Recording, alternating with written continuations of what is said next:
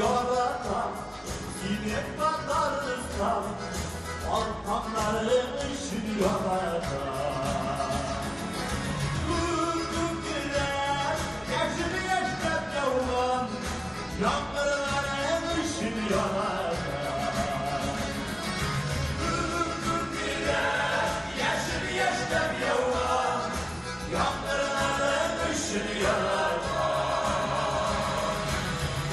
Yaratan, senin kadarsan, onun hakkını işin yaratan.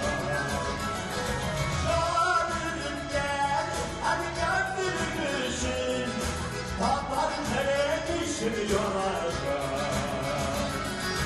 Şanırım gel, hadi gönlünün işin, tatar nereye işin yaratan.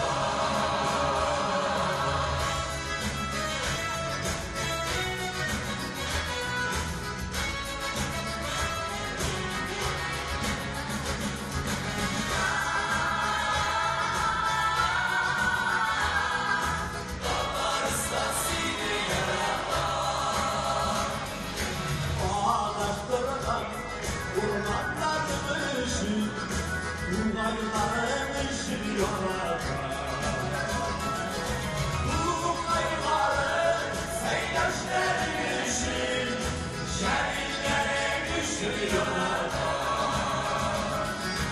Ungayların seyyaşların ışığı, İlhanların ışığı yaratan.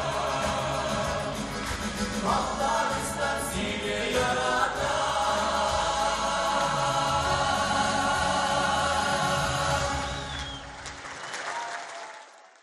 Totar Inform 1990-yıldan beri Totar hem Rus tillerinde yangiliklar hazırlayız. Kompüter, planshet, smartfonda yangiliklar, fikir, kuzatuv.